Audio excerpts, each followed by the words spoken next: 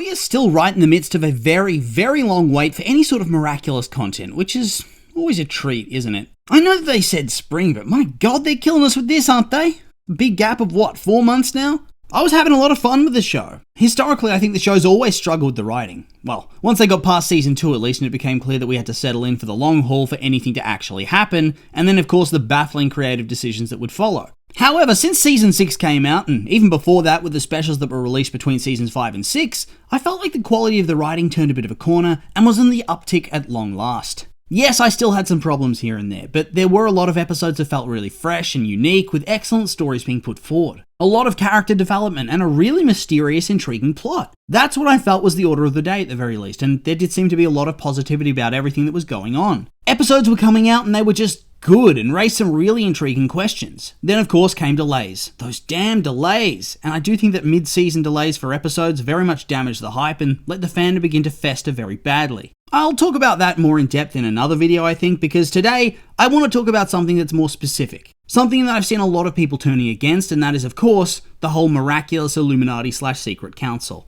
I suppose we'd better give some context, as it is a relatively new plot point, but yes, for the longest time the story of Miraculous seemed to be this. Gabe's wife Emily was dead, and he wanted to get access to the ladybug and the cat Miraculous to wish her back to life. That was the order of the day, and it seemed like for the most part he was working alone. Over the course of the seasons, more and more information would be revealed. As Natalie sickened, it became clear that Emily likely suffered the same thing, which is of course caused by the Peacock Miraculous. Then we met Madame Sarugi, who clearly had some sort of deeper history with Gabe, eventually learning that they'd been working together for quite some time for a larger goal. They had this somewhat nebulous ideal of a perfect world they could create, and of course they'd need the two Miraculouses to make their dream come true. Once Gabe was dead, it seemed the story was going to pivot towards Lila as the main villain once she scavenged the butterfly Miraculous, whilst Tomoe would be a secondary villain. Perhaps they would work together, perhaps they wouldn't, but it was clear that Tomoe was by no means giving up on her desires based on how season 5 left off. This in turn led into season 6, where at first it really just felt like they were slowly building things up. We had Tomoe featured a little bit in the background where it seemed like she was the new sponsor for Sublime, whilst Lila was also doing her thing. I figured maybe we'd learn a little bit more about their motives, but that would be it for this season. How wrong I was though, how wrong I was. Because in El Toro di Piedra, at the very end of the episode, it's revealed that there's this whole Illuminati type council that clearly wants the Miraculous of the ladybug and the cat. Gabe was on it, Tomoe's on it, and is now the head of the mission to get the Miraculouses with Natalie assigned to assist her, whilst Natalie's dad is also on this council and wants Natalie to pull off a double cross and bring the Miraculouses to him instead. So there's a whole lot going on. Now I was actually pretty intrigued by this because I felt like it was something new, a bit fresh, and they were planting the seeds for some long-term storytelling. I'm not against that at all, and from what I'd seen, the reception to this was largely positive at the time. At the time is the operative phrase though, isn't it? Because the longer you get to stew on things and the more time you're given to overanalyze them, not only in their finer details and impact on the story or where they could be leading, but also in their place in the wider story overall, the more time you have to find flaws, which can in turn often make things seem worse than they ever were before, and the toxicity starts to overwhelm you. I will admit that I have certainly been party to this sort of thinking before, and it can really change how you perceive things, so I try not to do that too much these days. I've somewhat pulled back on Miraculous recently, to tell you the truth, because honestly, there wasn't much to discuss because we are in a major new arc, but we've had nowhere near enough episodes to really set up many big mysteries that we can then theorize about. Recently though, I was scrolling through social media, as you do from time to time, and I stumbled across a discussion of the Miraculous Illuminati and what people thought about it, whether it was a good and interesting plot development or not. When I clicked on that discussion page, I was kind of expecting it would be largely positive, because that's how I felt about it. I will openly say now that I very much like the plot point, and I'm eager to see more in how it plays out across this season and beyond. However, when I opened the thread, you would never have known that people were really interested in it when El Toro di Piedra first came out. Instead, it was like going into the discussion thread of a critically panned movie. Seemingly every comment was just open disdain for the story point, and it left me somewhat back-footed, to tell you the truth. I just didn't expect it. So I guess that's what I want to do today. To take a look at some of the points that were raised in that thread and in other social media spaces I've taken a look at since, to try to gauge some consensus on things and determine whether or not the story point is actually as good as I was thinking initially. One of the first ones that I noticed that I actually kind of agreed with, or rather more specifically, partially agree with, is the idea that this new council ruins Natalie's character. Now, I don't think I'd go that far with it, however I do think that there is certainly the potential for it to ruin her character if it's not handled with nuance and care. I also had the slight thought that this twist does seem to present her as a much more important character than I think was necessary. I think the story works much better and is more satisfying if she's simply an employee who worked for Gabe and became his friend and was friends with Emily and along the way came to love their son Adrian as her own as well. Here though, she's the daughter of some bigwig on the council and could get even more prominent going forward.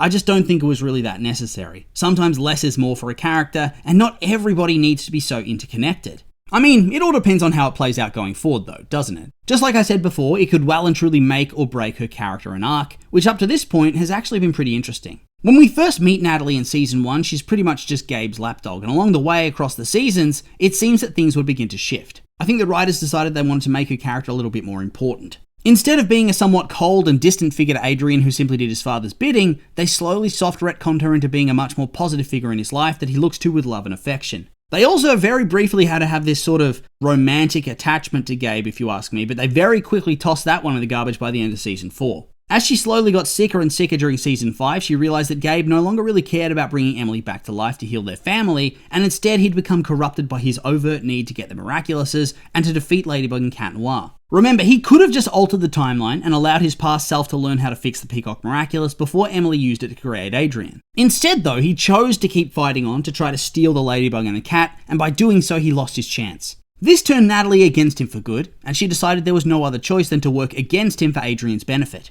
Adrian becomes her complete priority over the course of season 5 until by the end of the season, she overtly allies with Ladybug to give her aid in bringing down Gabe for good. It seemed like she was being set up as an ally of sorts to Ladybug because she knows her true identity, and then the early episodes of season 6 deals with her realizing that the best place for Adrian is actually with her. That he loves her and she loves him and she can be the mother that he needs. Hell yeah, it was really wholesome to tell you the truth. Was she a perfect character? No, not really. At times she was a terrible person, but I like that the show addressed that through Marinette. There was this acknowledgement that she did the wrong thing and she hurt people, but at the same time, she's the last parental figure in Adrian's life, and if he lost her, he'd be adrift and would be handed over to his grandparents who he hardly knows. Compassion is thus chosen over justice. However, therein lies the risk. Her story had come to a very satisfying place in the narrative, and depending on how this story plays out, it could upend everything that's been built and leave something that is way less narratively satisfying in its wake. I think that's really the major concern I have, that we don't know what her angle is in this whole thing. Is she an actual believer in this council? Is she going to betray Ladybug and it turns out that everything she built up across season 4 and 5 was a load of bullshit? Because that would be a massive shame, wouldn't it?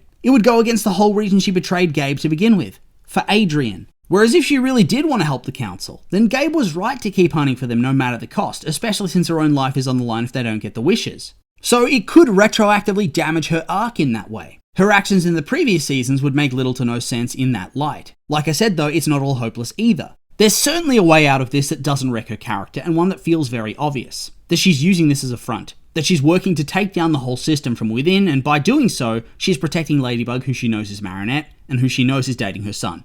She would want to keep them out of danger and be completely safe. To stop those people hunting after them and trying to take the jewels by force. I think this is the way that it has to play out for a character arc to make sense and to remain satisfying. Otherwise, I'll just have to shake my damn head and question why they always manage to make a really compelling premise and then just piss it all away. Thus, the council does pose a threat to a character and arc, but at the same time, there is an obvious way forward that can maintain the integrity of the character and also develop a really interesting narrative arc. However, that's not the only major complaint to be leveled at the twist. The other one that I've seen that's well and truly dominated discourse is that the twist came out of nowhere and came way too late in the show. Yeah, for me, this is probably the one that has me scratching my head the most. I just don't get it. We'll go with the idea that came out of nowhere. Yes, to a point it did come out of nowhere, didn't it? That's certainly the point of most twists and big reveals. You're not supposed to see them coming, so instantly we'll discount that. But then I want to argue that they did plant the seeds when it was revealed that Gabe and Tamoy had been longtime partners in their endeavours over the years. Originally, it is just Gabe as the villain, and he seems to be working on his own for a very singular goal. Over time, it becomes clear that Natalie is in the know of what's going on, and so now he has a partner in crime he's working alongside.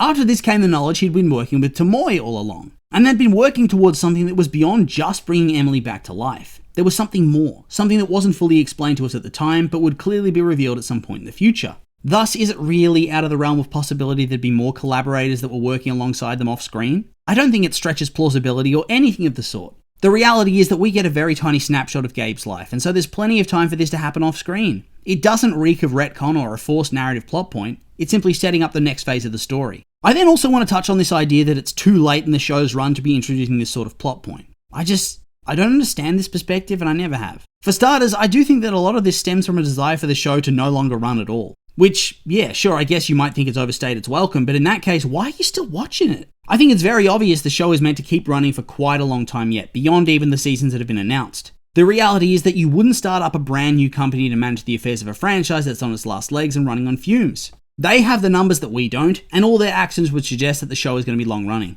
Thus, if you're going to have that long-running show, you need more storyline. Thus, they're adding more complexity to the show itself and what they're writing. More episodes to flesh out the minor characters, more intrigue, more mystery. Villains that aren't just the holder of the butterfly miraculous. Do people that dislike this twist think that we need over 20 episodes a season where the villain is exclusively Lila? I think that a long-running show like this needs more than that, and this promises to bring it. A more minor, more secondary villain to be dealt with, whilst perhaps Lila remains more in the shadows. It's hardly too late to introduce these sort of concepts. It's like in anime. You often meet brand new villains rather suddenly that you hadn't heard of before. That's what the Illuminati is here. A villain that's introduced and given links to Gabe to further that storyline, and by doing so, gives the heroes more to strive against than just hunting after the butterfly user like they had for the first 5 seasons. To me, it just feels fresh and different, and so I don't understand the hate in that respect. In the end, I think that for me, I'm actually rather happy with where the show's at. By the end of season 5, I was completely burnt out on the franchise, but the time off and quality content since have brought me right back in.